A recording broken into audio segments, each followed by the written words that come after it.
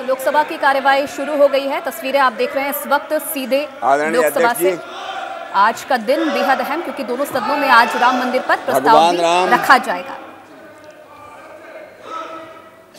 अयोध्या में उनके राम मंदिर का निर्माण और 22 जनवरी को रामलीला की प्राण प्रतिष्ठा का जो ऐतिहासिक काम अयोध्या के अंदर हुआ,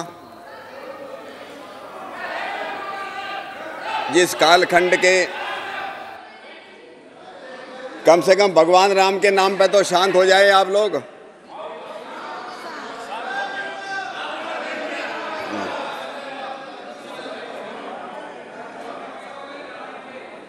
राम विरोधी और चले गए। अन्य सदस्य बोलिए ना। यस, आदरणीय अध्यक्ष महोदय, भगवान राम अयोध्या में राम मंदिर का निर्माण और वहां पर 22 जनवरी 2024 को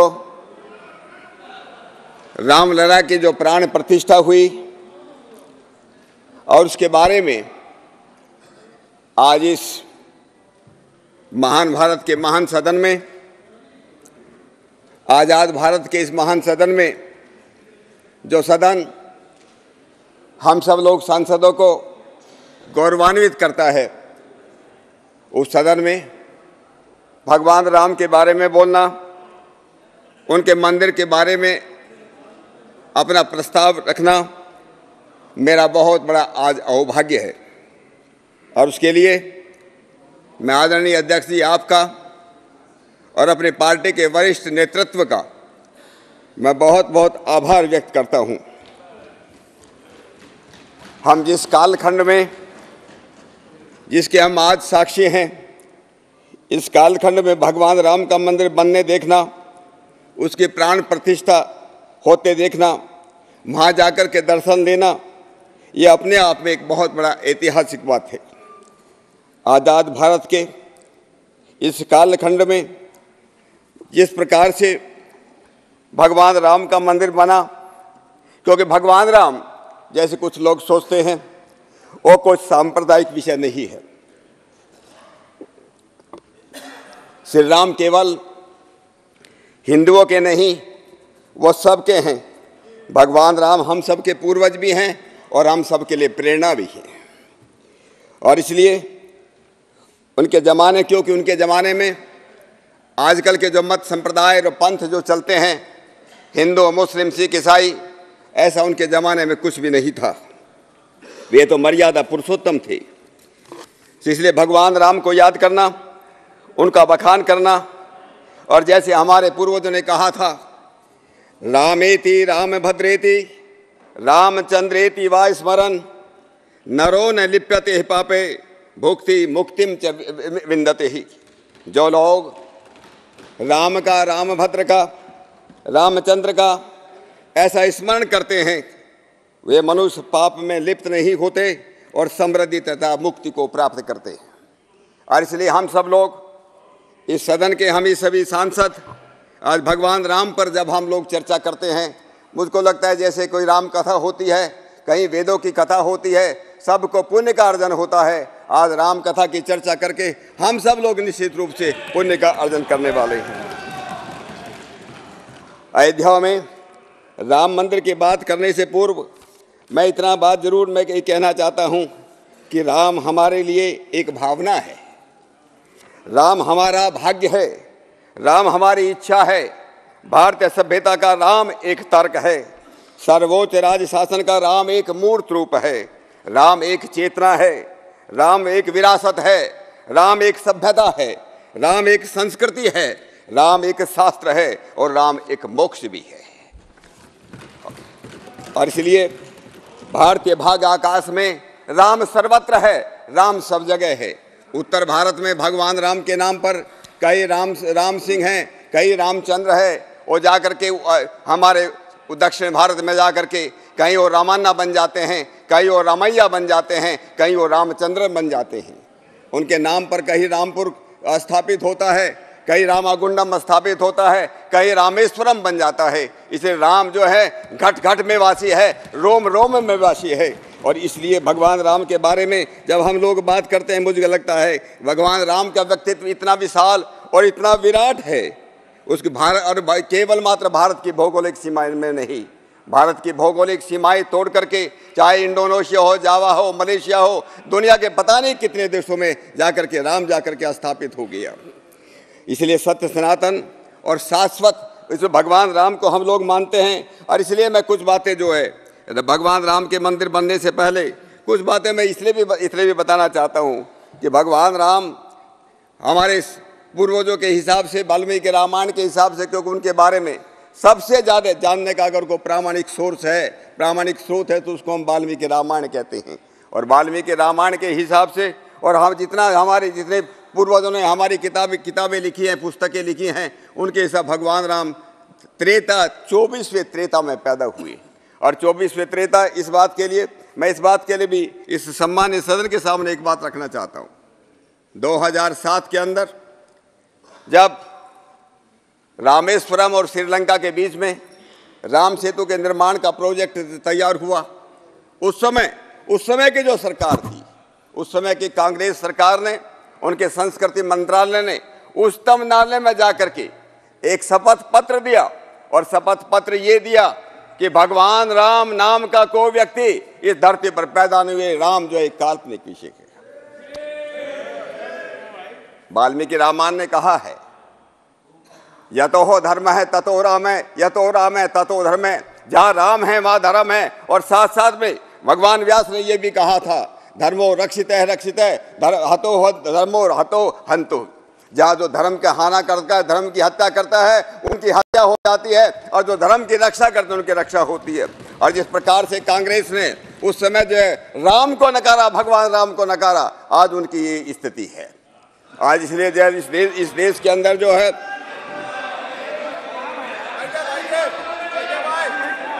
मैं चेक कर लूंगा, उस समय मैं चेक कर लूंगा।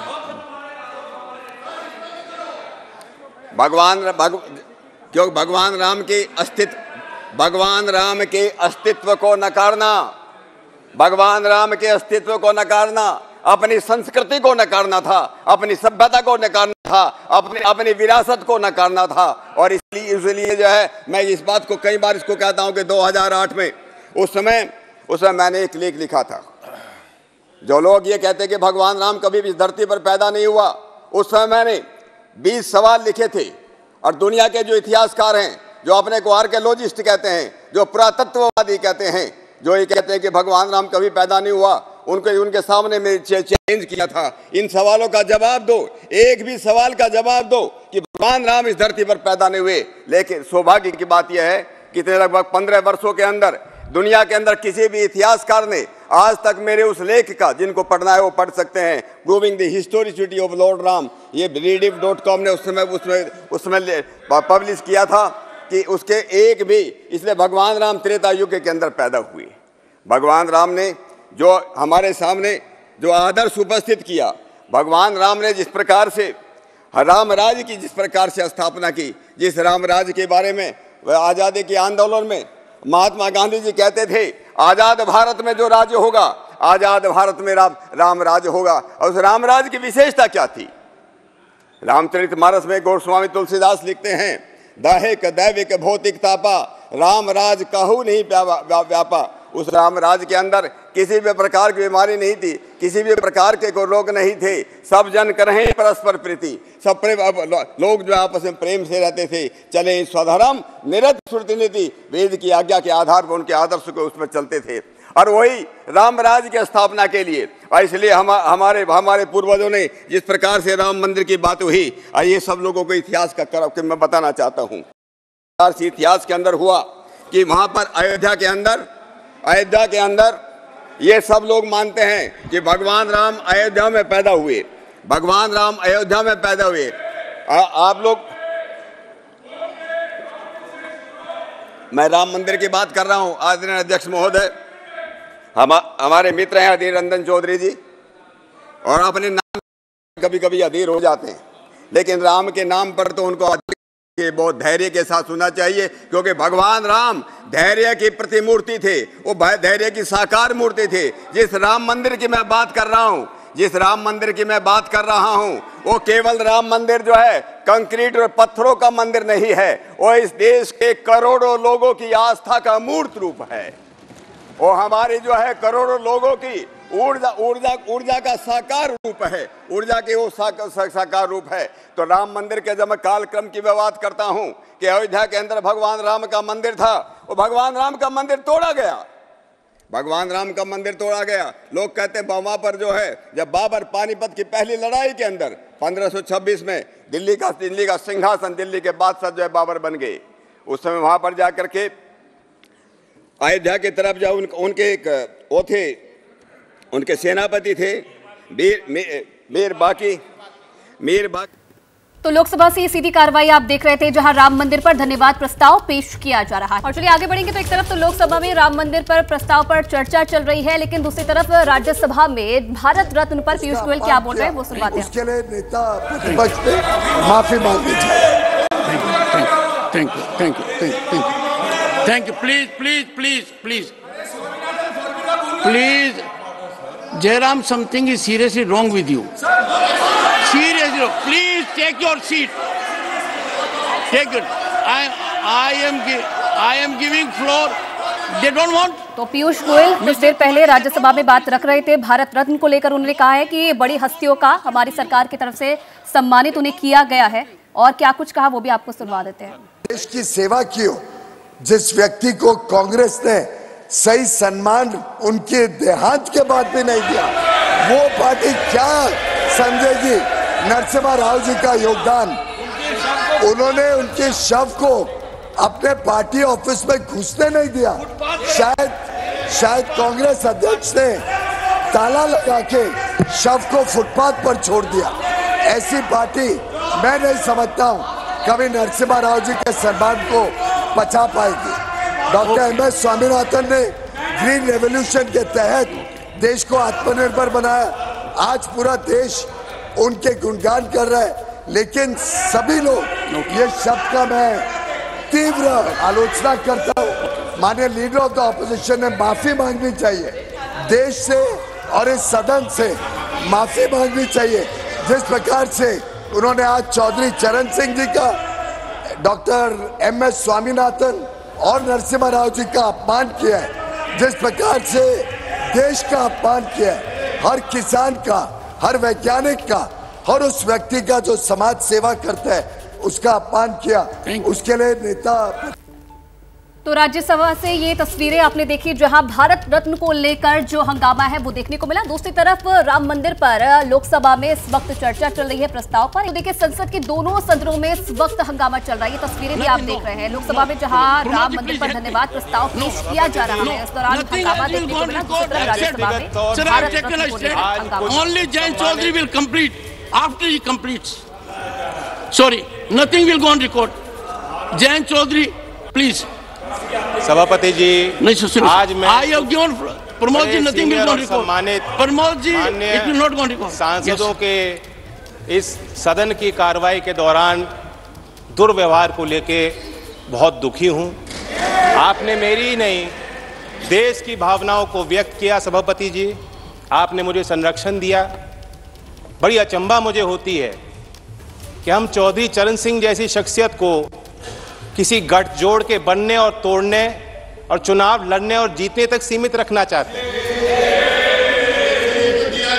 लेफ्ट, राइट, सेंटर में हम बटे रहेंगे तो ये देश के जो असली धरती पुत्र थे उनका आदर और सम्मान हम कैसे रख पाएंगे। मैं ये मानता हूं कि देश में जितने महान नेता आए हैं सब ने एक दूसरे से कुछ ना कुछ लिया है, सीखा है, प्रेरणाएं ली हैं। चौधरी चरण सिंह जी गांधीयन सिंप्लिसिटी को अपना असूल बना के उन्होंने जीवन जिया। महात्मा गांधी जी के ग्राम स्वराज को अपना, उनकी मूल फिलॉसफी का वो हिस्सा और चरित्र का हिस्सा रहा। लाल बहादुर शास्त्री की ईमानदारी, नैतिक, उनके चारित्रिक गुणों को उन्होंने अपने अंदर समाया। इस सदन के माननीय सदस्य पूर्व प्रधानमंत्री एच.डी. देवेगौड़ा, जैसे इनकी राजनीतिक पहचान खेती और किसानी से जुड़ी हुई है, उसी प्रकार से चौधरी चरण सिंह जी की पहचान भी खेती और किसानी और कामगार से जुड़ी हुई है। राजनीतिक विशेषज्ञ मानते हैं कि जैसे इंदिरा गांधी जी में एक करिश्माई शक्ति थी लोगों को अपनी तरफ आकर्षित करने की, उसी प्रकार से चौधरी चरण सिंह जी को सुनने के लिए, उनको छूने के लिए, उनको बेहतर तौर से समझने के लिए दूर दूर से गांव-गांव से लोग चले आते थे। और मैं ये भी मानता हूं 10 साल मैं विपक्ष में रहा हूं, कुछ ही देर इस सदन में मैं इस तरफ बैठा हूं, लेकिन मैंने देखा है कि 10 साल में जो आज सरकार है, इनकी कार्यशैली में भी चौधरी चरण सिंह के विचारों की झलक है। जब आदरणीय प्रधानमंत्री जी ग्रामीण क्षेत्र में शौच की दुर्व्यवस्थाओं पर प्रकाश डालते हैं, जब महिला सशक्तिकरण को अपना प्लेटफॉर्म भारत सरकार बनाती है और गांव-गांव में जागृति पैदा करती है, तो मुझे उसमें चौधरी चरण सिंह जी की बोली याद आती है। सभापति जी, हम लोग नेताओं को समझ नहीं पाएंगे अगर हम इसी तरह बटे रहेंगे। कुछ लोग उनके अंदर भ्रम है, कुछ लोग ये भी कहते हैं, मानते हैं कि चौधरी चरण सिंह जी जाटों के नेता थे या सिर्फ किसानों की वकालत करते थे। ऐसा नहीं, वो विचारक थे और उनके इंटेलेक्चुअलिज्म पे जो टेरेंस जे बायर्स, जो प्रोफेसर थे oriental college in African studies London school में, यूनिवर्सिटी ऑफ लंदन में, उन्होंने किताब लिखी है चरण सिंह 1902 to 87 एन असेसमेंट। मैं उससे कोट करना चाहूँगा सर। चरण Singh did have incisive intelligence and he undoubtedly applied it to a continuing study of agricultural problems in Uttar Pradesh. Judgment on whether he was an intellectual, of course, turns to one definition of intellectual. My judgment is that on the most rigorous definition, Charan Singh was clearly an intellectual, and not only that, the most unusual one. Sir, जो प्रधानमंत्री जी ने और भारत सरकार ने चौधरी साहब को भारत रत्न दिया है, मैं मानता हूं उससे दो बड़े काम हो जाते हैं। एक कि चौधरी साहब की लेगेसी को हम दोबारा इंस्टीट्यूशनलाइज करते हैं। देश के सभी विश्वविद्यालयों में पढ़ रहे छात्र, उनके अंदर आपने एक नई जिज्ञासा पैदा की है। गाँव में पल रहे नौजवानों के अंदर एक नई जिज्ञासा और भावना आपने पैदा की है। देश के अर्थशास्त्री और मुख्यधारा में जो लोग नीति निर्धारक हैं, आपने दोबारा उनको कहा है कि चौधरी चरण सिंह को आप स्टडी कीजिए, अपने स्टडी में शामिल कीजिए, अपने अध्ययन और विचार अनुसंधान में शामिल कीजिए। दूसरा बड़ा काम जो भारत सरकार ने किया, भारत रत्न देकर हौसला बढ़ाया। मैं मानता हूं कि ये एक महज पुरस्कार नहीं है, सबसे बड़ा सम्मान है। और मैं जानता हूं कि आज की जो जीवन समस्या देश के सामने और चुनौतियां हैं, किसानों की समस्या हैं, भारत रत्न देकर उनका हल नहीं निकलता। लेकिन आने वाले सालों में झोपड़ में पैदा होने वाला व्यक्ति जब वो कहेगा अगर मुझ जैसा चौधरी चरण सिंह बन सकते हैं, भारत रत्न को मिल सकता है, तो मैं भी अपनी समस्याओं का समाधान खुद करने में सक्षम हूं। ये बहुत बड़ी जीत हासिल हुई है। मैं तो चाहता था कि क्योंकि चौधरी साहब मेरे अकेले नहीं है, एक पार्टी की नहीं है, मैं अपील करता हूं कि उनके लंबे राजनीतिक और सामाजिक जीवन में जो भी शक्तियां उनके साथ आईं, जो भी नेता आज इस सदन में मौजूद हैं, उनको इस लेगेसी का हिस्सा वो भी हैं, जिम्मेदारी उनकी भी है। कोई वसीयत में कोई संपत्ति वो छोड़ के नहीं गए थे। आदमी तब तक जिंदा रहता है जब तक उनके विचार लोगों के बीच जिंदा रहते हैं। मैं उम्मीद करता हूं कि सभी दल के सम्मानित सदस्य गांव-गांव तक चौधरी चरण सिंह जी के विचारों को ले जाएंगे। और मैं फिर अपने तरफ से ऋणी हूं, कहना चाहता हूं, एक जमीनी सरकार जो जमीन की आवाज को समझती है और बुलंद करना चाहती है, ऐसी ही सरकार धरती पुत्र चौधरी चरण सिंह जी को भारत रत्न दे सकती है। धन्यवाद। Short duration discussion. Notices have been received from the following members to raise a discussion. Jayant Chaudhary को आप सुन रहे थे। चौधरी चरण सिंह को भारत रत्न देने पर उन्होंने सरकार का शुक्रिया अदा किया। उनका कहना है कि भारत रत्न पर राजनीति नहीं होनी चाहिए। साथ ही साथ उन्होंने कहा कि मोदी सरकार जिस तरीके से काम कर रही है, गांव में काम कर रही है, महिला सशक्तिकरण के लिए काम किया जा रहा है सरकार की तरफ से, उसमें चौधरी चरण सिंह की जो झलक है वो देखने को मिलती है। चौधरी चरण सिंह को भारत रत्न देना सम्मान की बात है। ओके। तो भारत रत्न को लेकर कुछ देर पहले आपने देखा जमकर हंगामा राज्यसभा में देखने को मिला। लोकसभा में भी कार्यवाही लगातार जारी है। सीधी तस्वीरें आपको वहां से दिखाते हैं।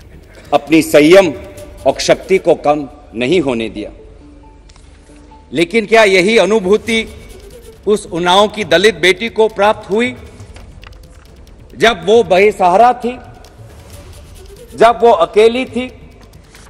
क्या ये अनुभूति हमारे महिला खिलाड़ियों को हुई जब वे अपने हक के लड़ाई के लिए लड़ रहे थे? आज हमारी ही संसदीय समिति की रिपोर्ट में उल्लेख है कि अनुसूचित तबकों की स्त्रियों को दोहरा बोझ झेलना पड़ता है। वे जाति और जेंडर के आधार पर शोषित होती है और यौन शोषण के सामने बेबस होती है।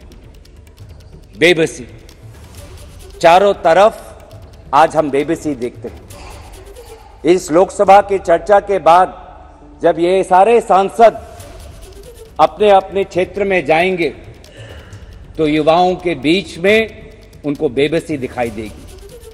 आप सभी के पास आपके क्षेत्र के युवाओं आएंगे, नौकरी के गुहार लगाएंगे, रोजगार की गुहार लगाएंगे, आपके पास आएंगे इंटरव्यू के वो एप्लीकेशन लेके, आपके पास वो आएंगे टेट की परीक्षा की पार करने के वो मार्कशीट को लेके।